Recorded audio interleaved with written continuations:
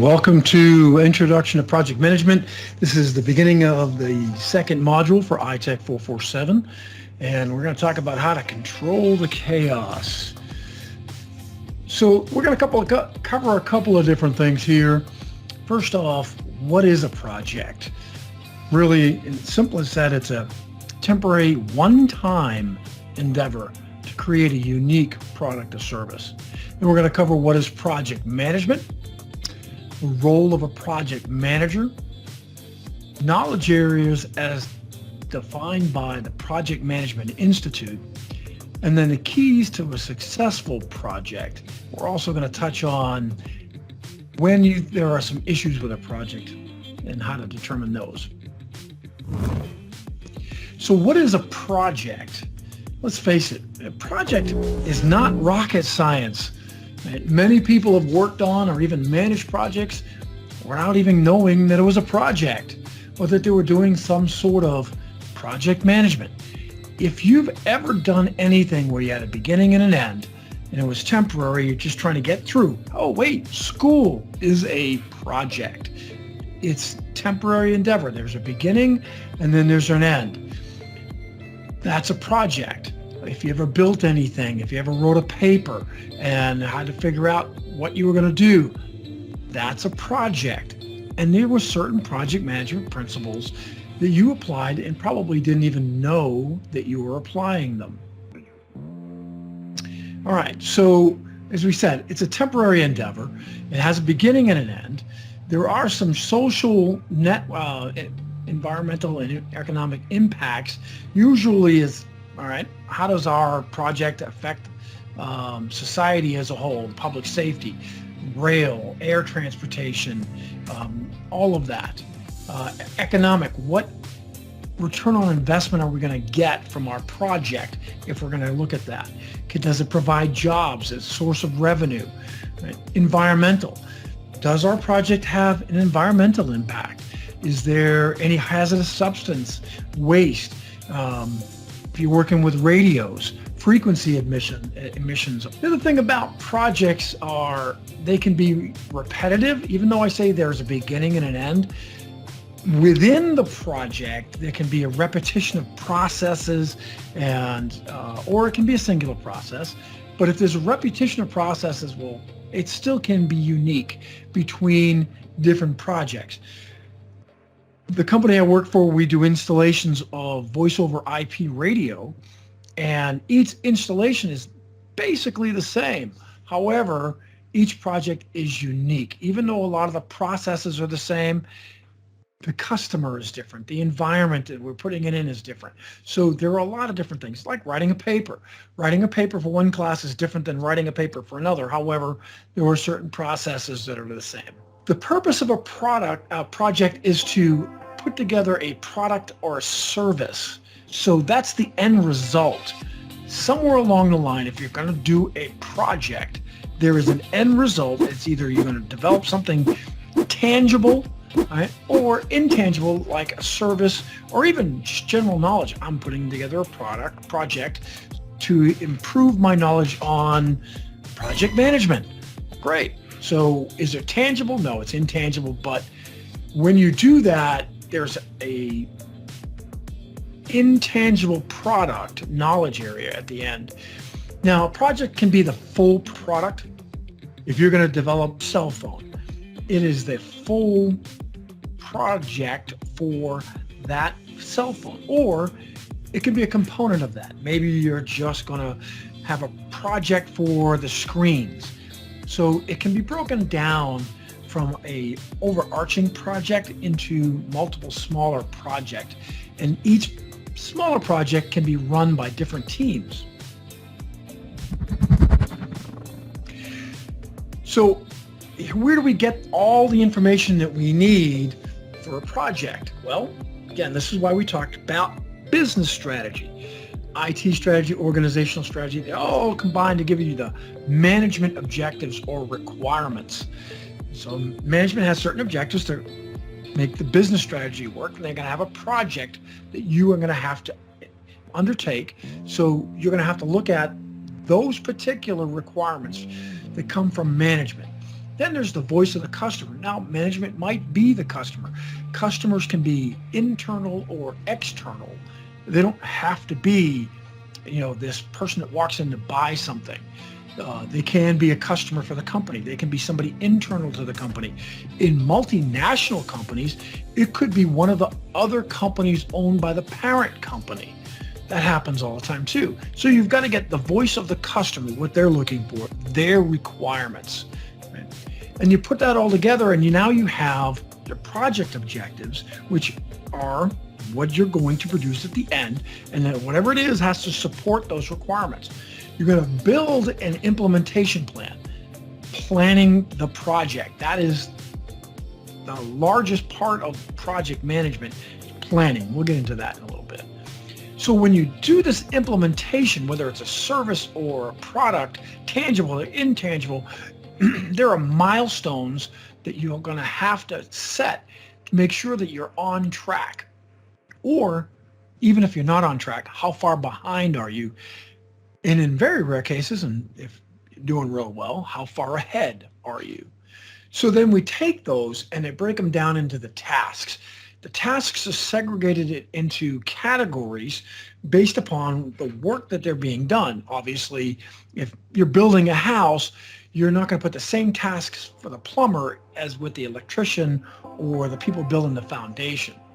So you're going to put all these tasks in categories, keep them together, and then you're going to put them in what they call a work breakdown structure, WBS. You'll be playing with that later on for one of the assignments. So the schedule, this work breakdown structure, it breaks down the work, usually into at least 8-hour segments. For smaller projects, it could be 4 hours or so. You really don't want to go much below that. If you're doing projects where you're doing it by a half hour or 2 hours, you may not need a full project plan for that. But on larger projects, even with large projects, you really want to kind of understand that it breaks it down to an 8-hour segment. Now, why 8 hours? Because that's the average that most companies work per day. So 8 hours equals 1 day. When you say, I'm going to have to spend 1 day doing this task, that usually means 8 hours. And you're going to put, again, that into a work breakdown structure, which ties all these tasks together. Sometimes they're tasks that have to be done. They're a precursor. Sometimes they're tasks that have to follow on. They're a successor. Sometimes they can be done at the same time concurrently. And now that you have this task structure, you have to figure out, what resources do I need? When are they available? Do I have them? And do I have to go get them? So in other words, what's needed? Is it available? And when exactly am I going to need it? You can't tie up a resource. Say you need this giant crane for something, or let's go in the terms of IT, an entire data center to run mass amounts of queries. You can't hold that for weeks because you're not ready yet. You have to know by your schedule when you're going to be ready, schedule it, and have it for that time frame, and then release that resource, because resources cost money. So what is project management now that you understand what a project is? Well, real simple. Again, it's a cycle. You're going to start a project. You're going to plan the project. You're going to execute. You're going to monitor what's going on, make sure it's meeting the milestones, and then you're going to close the project. Now, sometimes you may, if this is a large project, you may be iterative, which means it repeats, and you start another section of that project. Some of these happen at the same time. We're going to get a little more into that too. All right. So PMI, Project Management Institute, says there are 5 stages to a project. We just covered them: initiation, planning, execution, monitoring, controlling, and closing. The initiation of a project is the formal saying, hey, we're going to do this. It usually starts with a charter. People sign on it. You get buy-in from senior leadership to give you the authority to run this project, the authority to spend money, authority to gather those resources. It's all in that charter to say, I have the authority to do this. The other thing about a charter for the initiation is that it sets roles and responsibilities. This works out really well when you're working with different departments. I can tell you that a charter has saved me many a times by saying the project manager, me, is responsible and has the authority over the schedule. Engineering, software developers, they have responsibility over developing the software alone, not the schedule. There have been times where engineers wanted to try and redo the schedule to their liking, but not to the project's milestones. Fortunately, with sign-off with a charter, nope, they don't have that responsibility. So initiation, getting that charter up front is really good, or at least it doesn't have to be this formal document. Sometimes it can be just an email with roles and responsibilities lined out in it. So planning is the gathering of requirements for this. If they haven't got them all, a lot of times what happens, people say, oh, we're going to start a project. Great, just jump in and do. Whoa, hold on a second here. We need to plan this out. This is the largest ongoing section of project management because planning actually continues all the way almost through closeout, okay? Because things change. If it's a long project, then yes, the planning has to be, again, iterative, meaning I plan a little bit and I do, and then I plan a little bit more and then I do, and I check, all right, and I close that out and I plan a little bit more, and that can happen at the same time. Even if it's a medium-sized project, I'm going to be planning, and then situations change, technology changes, people move in and out of the project. All of that happens, and sometimes you have to midstream continue to work the plan or change the plan. Right? So within that, you're going to gather all those requirements. You're going to look at the cost of things, the general scope of things, because there's a thing called scope creep where people want to dump more onto your project all the time.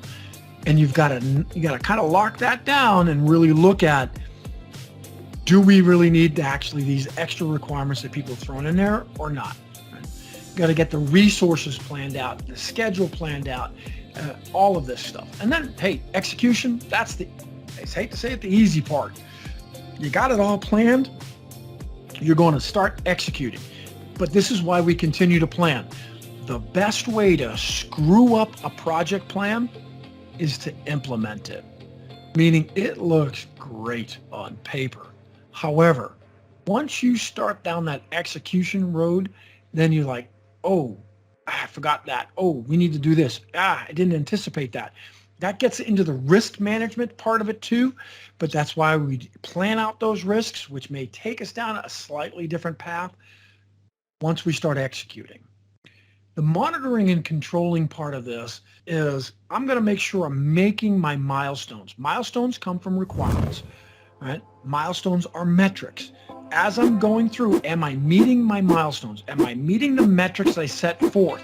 The metrics are based upon the requirements. If the requirement says for this project that I need to have a database that can run a query in 3 nanoseconds, am I meeting that metric when I go to monitor and check? And then there's closing. Formally closing out the project, meaning we're going to have a formal closure. We're going to check out, how did we do?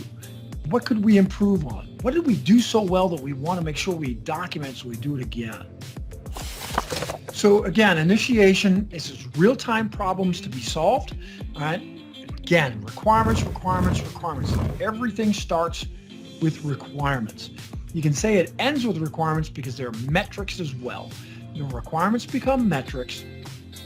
You have to meet them, otherwise you did not meet the requirements of the project.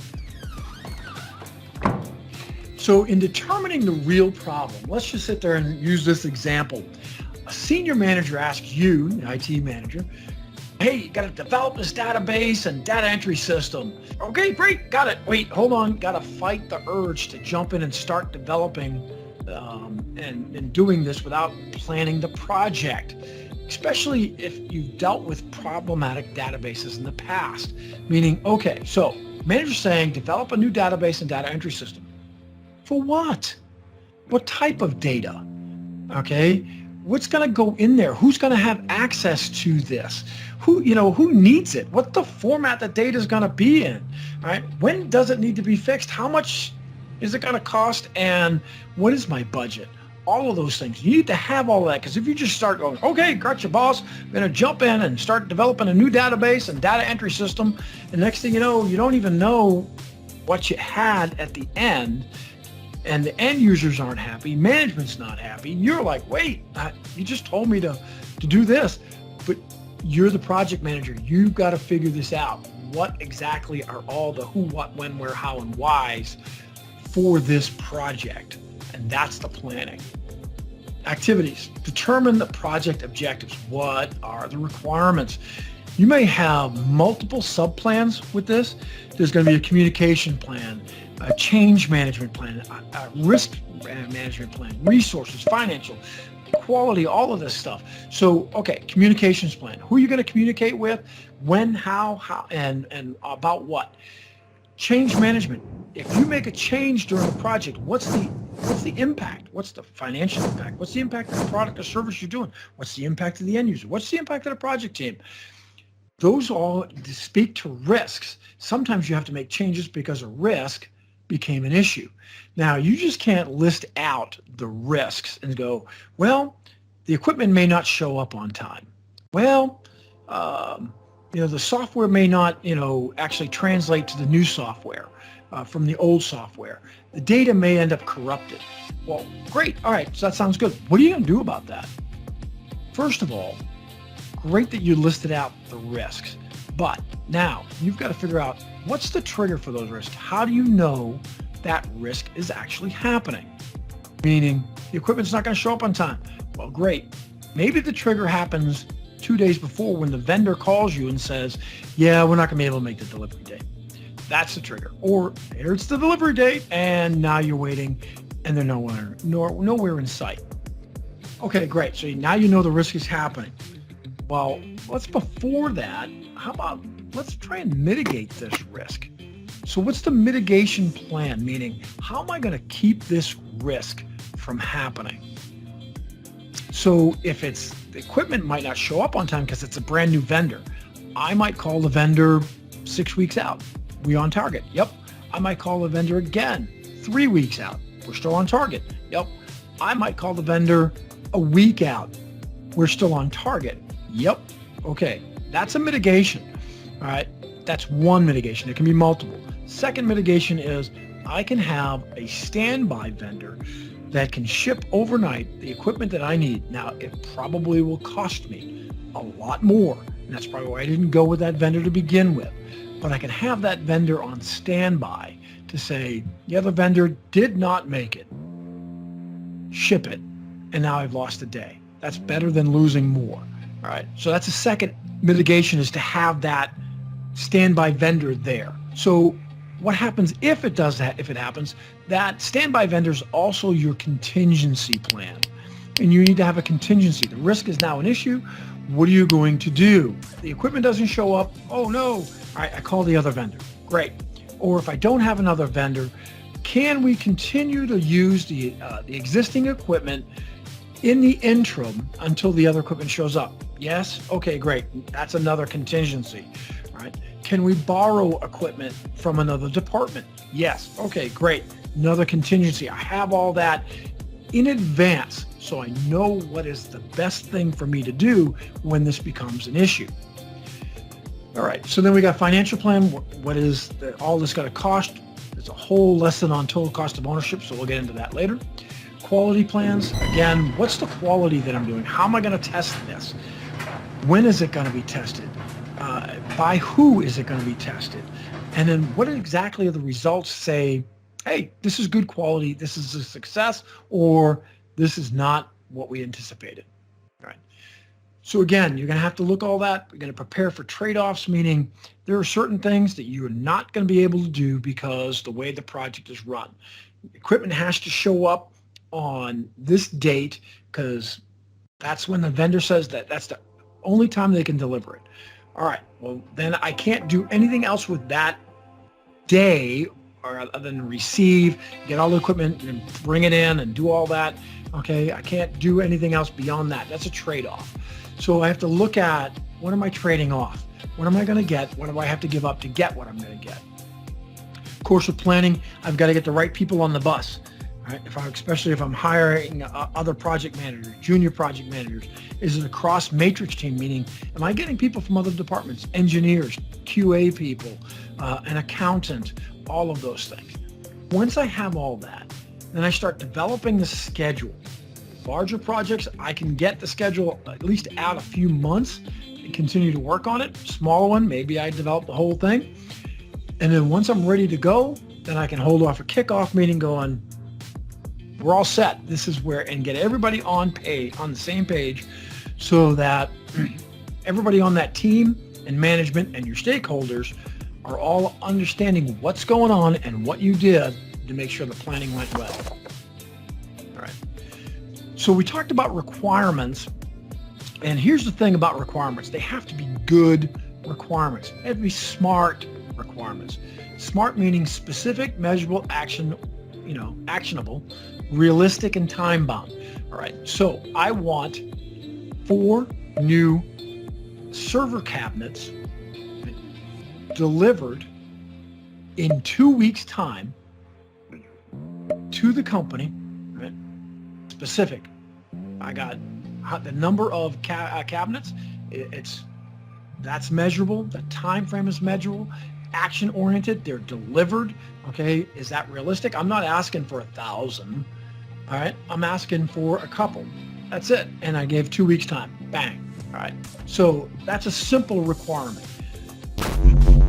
So when I look at project objectives, again, I want to clarify the project charter, and got to get that approved and put in, the why and all that, who and how everything is going to be in there, and who's got the roles and responsibilities. All right. So I got this whole data streamline project that we just brought up the other time. So what? Real simple. Reduce the request for data from other facilities by 50%. Reduce the data query workload of facility managers by 4 hours per week. That's the what. Now, there's a couple requirements in here because it's reduce the request for data from other facilities by 50%. Bang, that's one requirement. You don't want to have multiple because there's where this is written. If I reduced by 50%, but I didn't reduce the workload by 4 hours, then did I meet the requirement or did I not meet the requirement? So I want to look at this. I want to reduce the data query workload of facility managers by 4 hours per week, separate requirement. These are very smart requirements. They're specific, okay? Reduce the request of data from other facilities, very specific. All right, now you could go into what kind of data, but we didn't do that here. By 50%, that's measurable. It's achievable, okay? All right, and I want the workload of facility managers reduced by 4 hours per week. All right, so there's a little bit of a time bound in there too. All right, so now I got to get into the why are we doing this? Facilities need to focus on increasing production. All right, great, and require less time reporting, more time leading and planning. Who? The project manager will recruit a project team. Yay. All right, good. When? Project should begin on this date and progress every so often, all that, all right? And then I've got to have this whole project complete within 120 days, right? And then the how. The affected departments within each facility will reach a consensus on the common data queries and reports within the existing system to standardize reports. Great. Now I've got requirements and I've got timelines. I go, why we're doing this, all of that, as far as being able to put together a charter and then start even on my scheduling. So I've got a communications plan, change management plan, risk management plan, and a resource plan. Each of these are very simplistic plans to start with. The communication plan is how you're going to communicate people with whom, in what way, and about what. There are some people that don't need to know everything. There are some people that need to know absolutely everything. Your financial people, they only need to know about the money. Right? Your CIO, he may need to know everything, but human resources only needs to know about how many people you're affecting and maybe taking onto your team. How that's, and whether or not you're going to have to hold them over because the project's running behind or release them because the project's running ahead. The change management plan, we talked about that. One big thing is who can approve changes. Usually it's somebody within the project team and one of the stakeholders. that it's affected by this. The risk management plan is a risk register. If you look in the course documents, there is a risk register that I use. Actually, I use that at work, and I left it there for you. Feel free to use it. Resource plan, who and what are the resources and how long are they available? And again, quality plan. We already talked about that. So the schedule. The work breakdown structure determines the tasks in a hierarchical way using Microsoft Project for now. Now, when I say hierarchical list, it's because we talked about how they had to be in categories. And if you look at the little graphic that's here, I broke these things out into initiate, planning, and it goes on and on and on. So it's all grouped. Some of them can take place simultaneously. Some of them take place one after another, all of that. All right, great. So how long should a task be? This is where you get with the people that have to do the task. Okay? And then you use what's called the PERT method, Program Evaluation and Review Technique, which says, all right, I'm going to take the most optimistic time frame. If that's it, everything goes right, the moon and the stars and the sun and the planets all align, cats and dogs are living together in harmony, it's great. It's the most opportunistic time frame. Let's just say they are going to say it's going to be 2 weeks. All right, great. So then I take the most likely, given the normal time frame. We've done this type of project before, or similar stuff, or everybody has a general consensus that the most likely time frame is probably going to be 5 weeks. All right. So then I take and I go the most pessimistic time. All right. Planets are on a line, cats and dogs are fighting. It's just everything that can go wrong has gone wrong. So I take that time frame and let's call that 15 weeks. And then I take the most optimistic plus the most likely. Now I got to take the most likely and times that by 4. All right. So 4 times the most likely plus the plus whatever the optimistic time, plus the pessimistic time, and then I divide that by 6. If you notice that it's because there's 6 entries, 1 optimistic, 4 most likely, 1 pessimistic, 6 entries. I divide that by 6. That usually gives me a good time frame with enough of a buffer that it allows me a little bit of lag so that when they're asking for a timeline and I put all my tasks down this way, I can give them, here's the timeline that we should be able to do, right? Now, because what's going to happen is there are going to be tasks that, yep, it's going to be the most optimistic time. Man, that was easy. We saved a lot of time there. All right. And then they're going to be, most of them are going to be, yeah, it most likely took that time. It did. And there's going to be 1 or 2. It is going to be the most pessimistic time that happens. So when you have that built-in lag of time. When the pessimistic task happens, it eats away of when you did have an optimistic time frame, or even your most likely, right, has a little bit of lag in there, so that pessimistic time can eat that up and still keep you on track. With a schedule, there's called a critical path method. Right?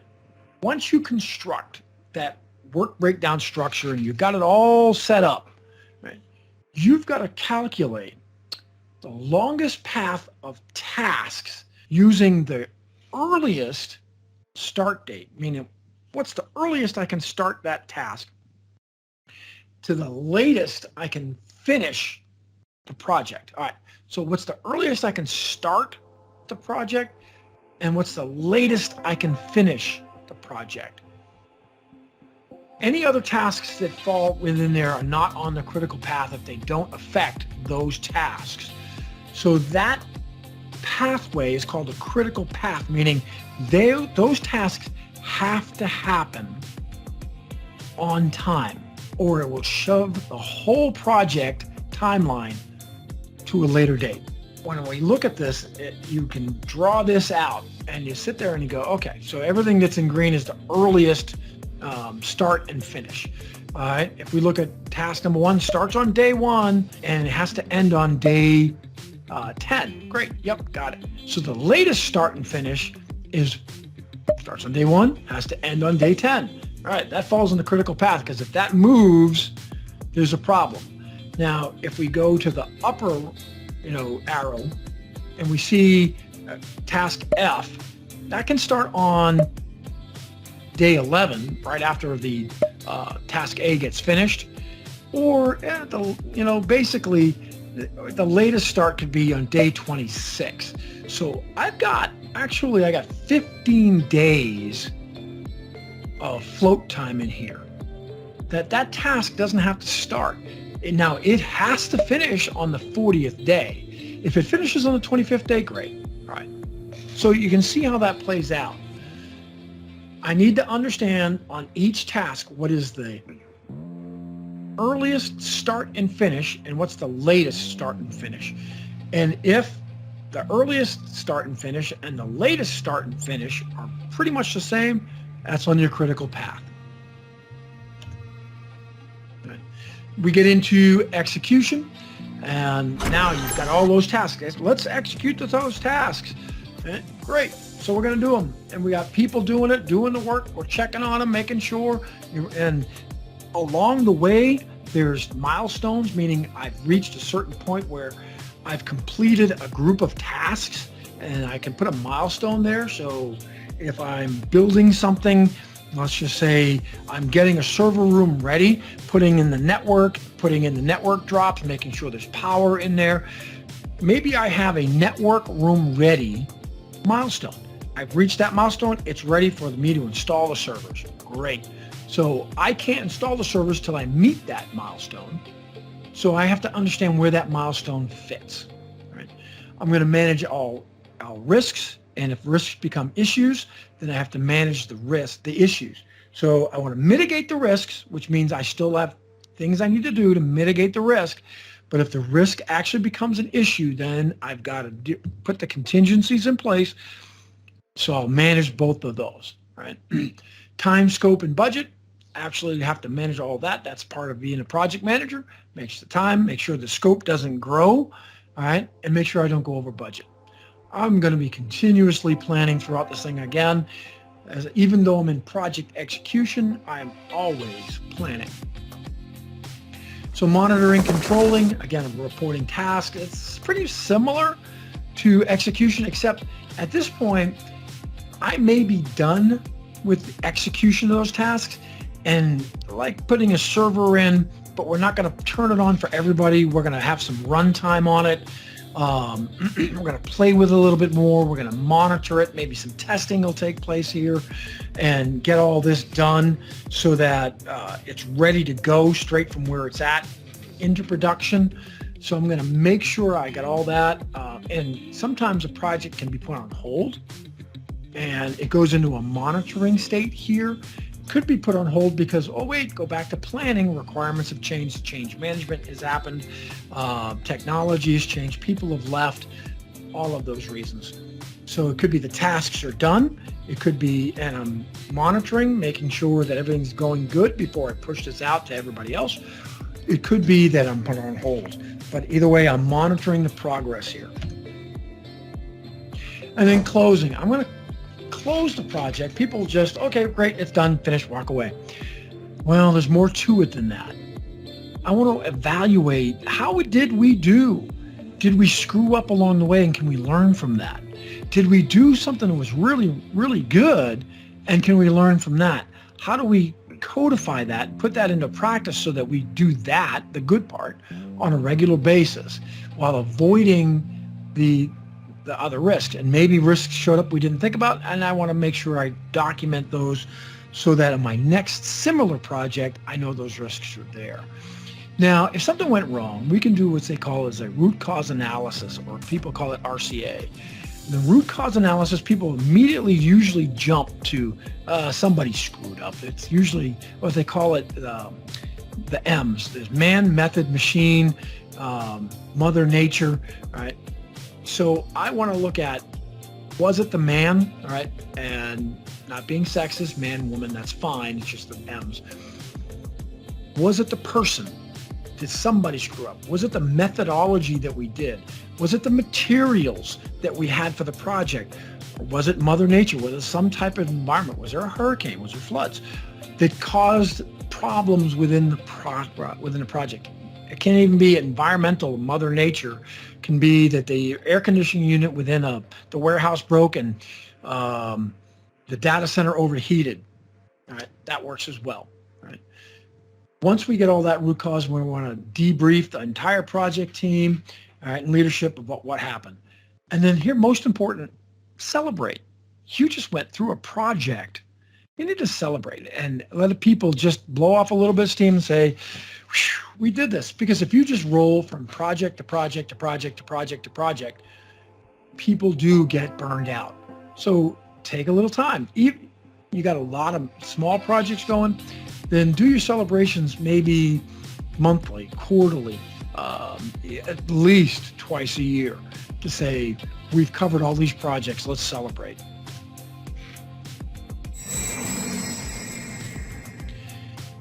Okay, so project management is also focused on the triple constraints: scope, time, cost, and they all affect quality.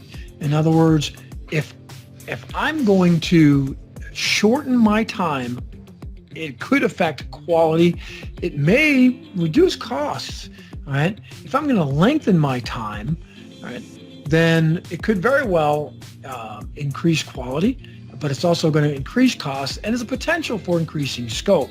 If I'm going to increase scope, I'm definitely going to increase the time and cost, and the quality will come in somewhere in the middle. If I'm going to decrease costs, then I have to look at, I'm probably going to have to decrease scope and decrease time. So they all play in together. And so that's a triple constraint for project managers to be aware of. If you're going to add requirements, understand you're going to add time and probably cost and may affect your quality. You're going to take out requirements. Well, yeah, you may save some time, save some cost, but you may cause an issue with the quality. So they all play off each other.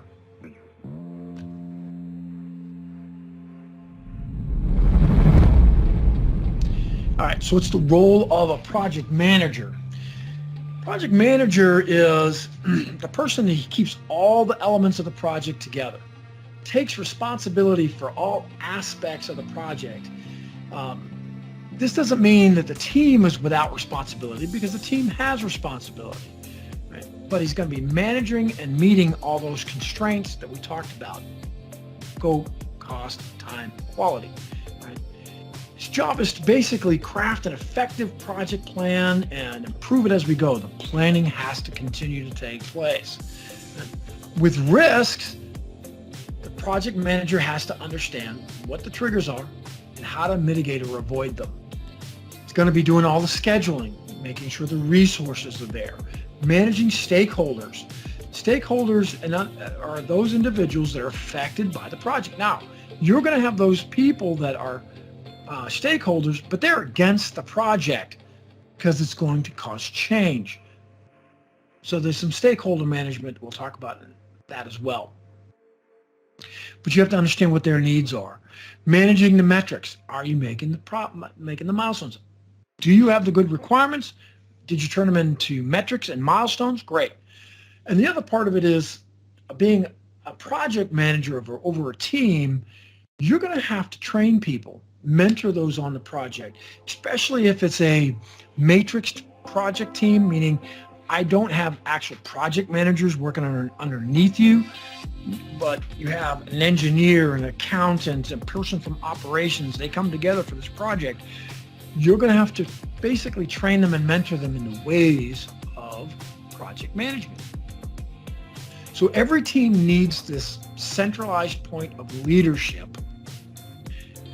But realize that this does not mean it's an authoritative, dictator leadership. Yes, you're the project manager and you have to have a leadership role, but realize these people have to work with them and they have to work with you.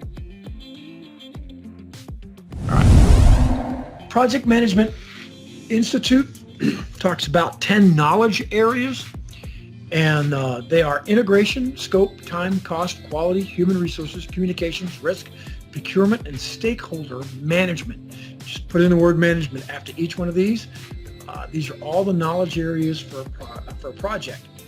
Integration is the process and the activities to identify and combine and unify and coordinate and all the various processes across different departments or customers or vendors, all that within a process group and integrate it together to make the project work.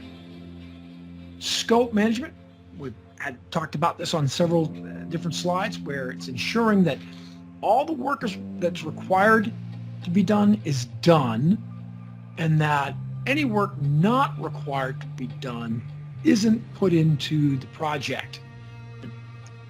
Time management, understanding where things have to be, when they have to be, when you're going to meet the milestone, where are you going to get your resources and tasks and all that together and done by a certain time frame. Cost management includes the processes of estimating and budgeting, doing a total cost of ownership, understanding what the return on investment is going to be, and getting that budget approved. Quality management includes all the testing and quality processes that are going to take place during and throughout the project, as well as at the end. Human resources is about understanding getting the right people on the team. What happens is if you have a project management team that solely belongs to you, great, wonderful, not a problem. However, if you have a project management team that is a matrix team, which usually is what happens, where people from different departments come on the project, well, they also have other bosses. They also have other duties and responsibilities. And that whole thing needs a management plan between you, the project manager, and that person's other manager. When can you release them? When can you have them? How much time can you have them? Back and forth. Right? Communications management, again, setting it up. Do you have a dashboard? Do you have email chains? Do you have transparency? Who's getting what? Also, if there is communications that some people shouldn't have, do you have those processes in place to keep that material away from people that shouldn't have it? Do you have those gatekeeping processes in place? Risk management plan, again, that whole risk matrix and understanding how that plays out. Also understand sometimes there are risks that are positive. Technology is constantly changing, and there may be a risk of new technology coming out that actually speeds up your project. That is a positive risk. Most people think of risk as the negative, but there are occasional positive risks. You may have a risk of a person that you really need but couldn't get on your team, now all of a sudden gets freed up. Well, great. How are you going to integrate the new technology or the new person into your team? That's your contingency plan to get them up to speed and without stopping the project to do so. Procurement, working with suppliers and vendors and all of that to get the materials that you may need for your project. This isn't about cost. This is about dealing with delivery times and the services that you need and what they're going to give you. And maybe there's service level agreements with the vendors that you have to put in place so that all of that works out. Maybe you're working off a software as a service platform and you've got to work with the whole statement of work with them to understand what they're going to give you, when they're going to give it to you, and what they're not going to give you. And we did already talk about stakeholder management. Just stressing, it's important to find out who is championing your project, who's for it, and then who's against it. A lot of people will say, well, I don't need to spend any time with those championing my project. They're for it. But if you ignore them, they could easily turn against your project. So don't ignore them. So here's some signs that your project might have some issues. So if it's an all or nothing, like the plan is for innovation and the project only looks as though it's originally conceived and there's no underlying capabilities that are being created, they're saying, figure it out. It's an all or nothing. We're not giving you anything else. You're either going to succeed or fail, period, done, stop. It has to, that's a problem.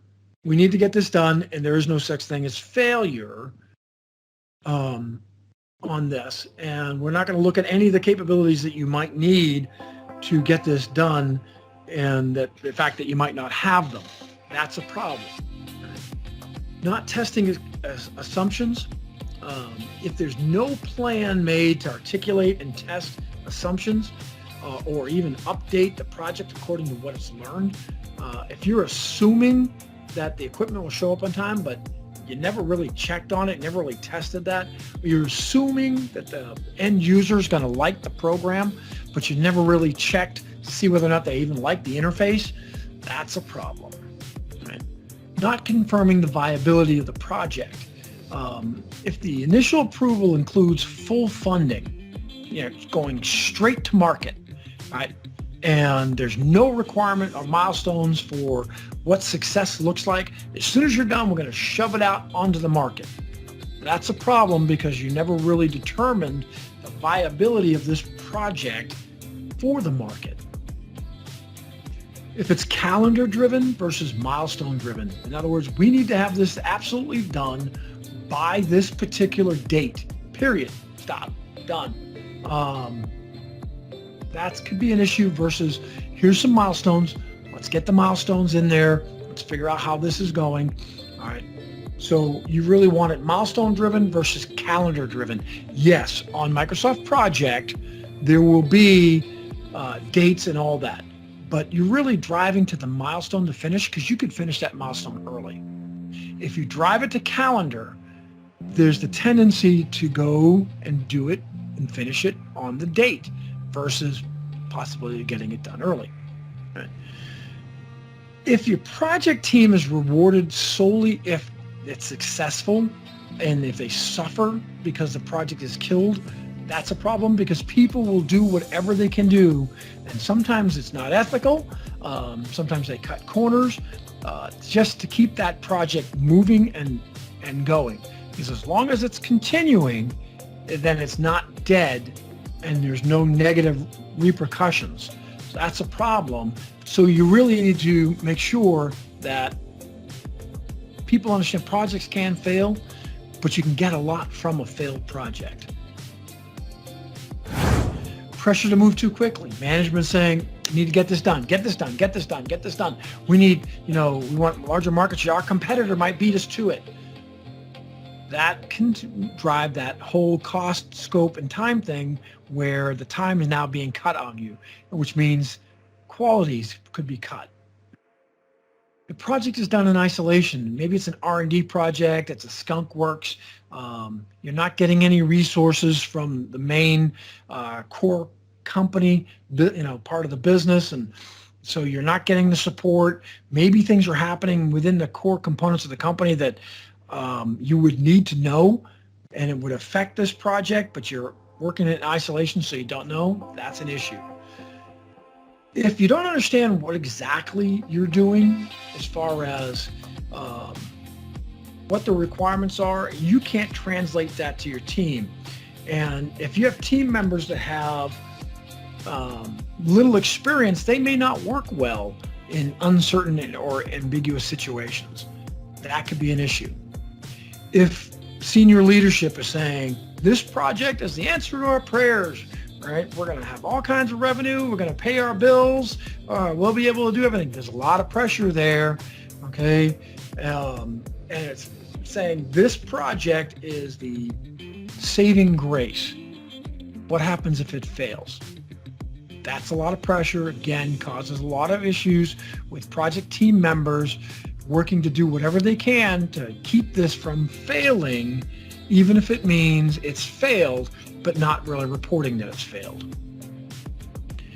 All right, and the last one is intangibles happen all the time within a project. There's knowledge, there's opportunities that are uncovered, there's future ideas, there's innovation, and if you don't recognize those while the project is going on and feed them to management or document them in some way, then that could be a failed project, because your project may actually work better based upon some of the opportunities you've uncovered, but you let the opportunity go, you didn't document it, you didn't do anything.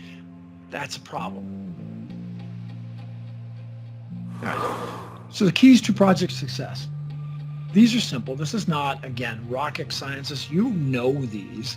Even though you may not have had formal training in project management, you know them. All right. Communication. You got to be able to communicate. It starts from minute one of this project and you establish that communications plan. Get feedback, plan, get more feedback, communicate it out, get more feedback, plan, all of that. Right? But you notice I jumped right into planning as well. Defining your requirements, constraints, establishing clearly defined direction and protocols and processes and all of that, and governance for this project, when you're going to be able to have everything that you need, resource-wise, money-wise, scheduling, all of that. And you're going to manage your risks.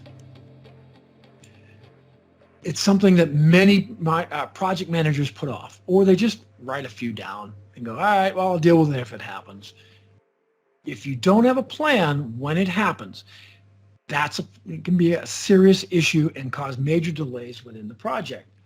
You know, if your intent was to drain the swamp, but you find yourself up to your butt in alligators, you forget that you're there to drain the swamp. Now, if you plan for that, and now you're in a boat, well, you know, you're still remembering that your job was to drain the swamp, plain and simple. Manage scope creep. There will be people that will try to put additional requirements on your project. Some people call this gold plating. Hey, if we could just add this, that'd be awesome. And they don't care about the cost. It's your project. They'll throw it on there. Some people, no, we absolutely have to do this. Oh, well, since you're doing that, can you do this? You have to manage that scope creep. We already talked about good requirements. Everything starts with good requirements, plain and simple. If you're doing your communications right, then you are getting good requirements. Common sense. Sometimes common sense isn't so common. You know, bounce everything against the goals of the project and the organization. In other words, is what we are doing on this project going to support the business strategy or hurt it? Is what the tasks I'm going to do going to support this project or hurt it? Common sense. And then every project, you try to get in there and you got to balance your expectation with enthusiasm. All right, got this project. Yeah. All right. Don't expect too much or too little, because that can result in disappointment. So there's a balance in there. And then task management without micromanagement. Checking on your people. Are you getting your tasks done? Yep. Hey, show me what you got. Oh, that's great. Okay, right. What can we do to speed this up a little bit because you're falling behind? Or, you know, that kind of thing. All right. When do you think I should check on you again? Again, task management without micromanagement.